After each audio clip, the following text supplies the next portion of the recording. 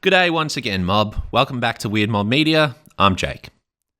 Australia, the land down under, the lucky country, the sunburned country, the land of the long weekend. These are just a few of the names we give to our land of Oz. But what happens when that image is flipped on its head? When a long weekend, usually a time of rest and escape, becomes something far more ominous.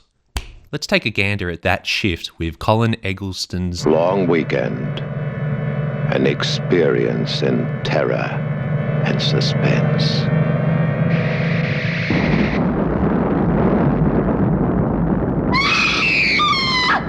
Made on a budget of 270,000 Australian dollars, which, and at the time I should mention, was 300,000 US dollars.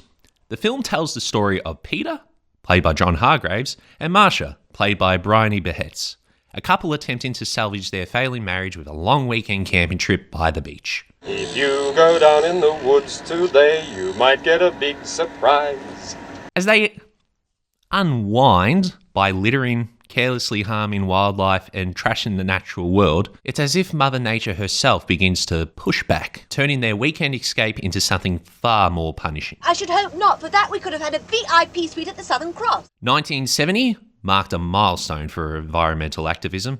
On April 22, the first Earth Day brought people together in support of environmental protection and the rejection of ecological destruction.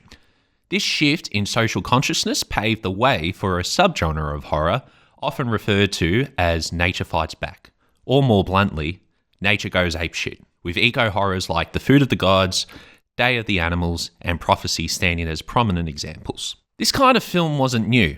Take Ishiro Honda's Godzilla, built on allegory around nuclear destruction and atomic fallout. But in the 1970s, the genre shifted into overdrive, with a steady stream of Nature Strikes Back films flooding the market.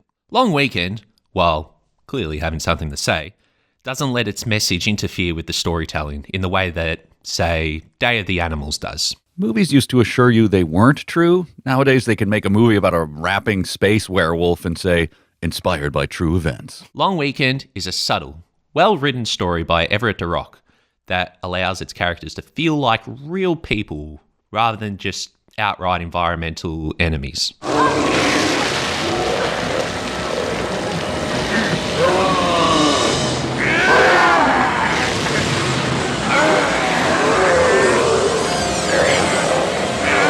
I am serious, and don't call me Shirley. Which they are, no doubt. Why in the name of God did you do that? It's just an egg. It's a living thing.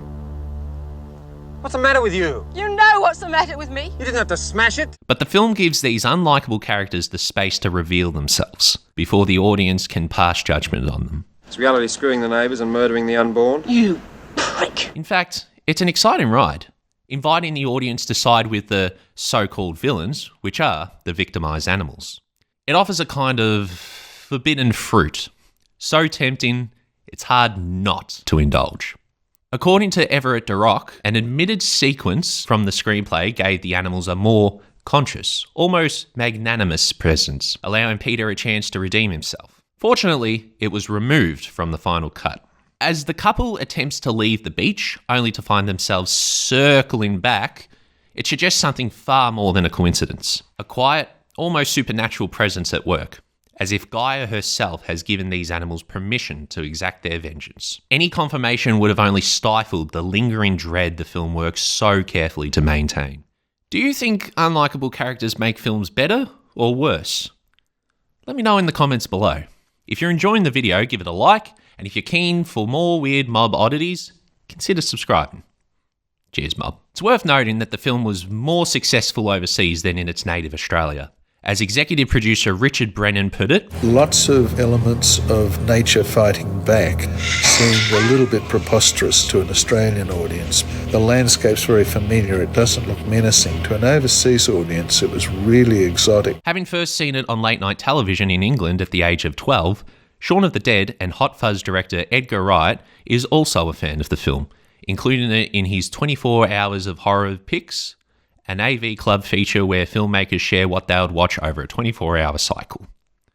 Reservoir Dogs and Pulp Fiction director Quentin Tarantino has also praised the film, naming Long Weekend among his favourite Australian films. The film that he did that would be in my top 5 favourite Australian movies is Long Weekend. Despite later gaining cult status overseas, the film was largely dismissed on release. Lead actress Bryony Behet recalled that it wasn't promoted well at Cannes. We went to actually the Cannes Film Festival with Long Weekend, and I can remember not being treated badly by the Australian Film Commission, but we weren't looked after as well as some of the more high-profile films.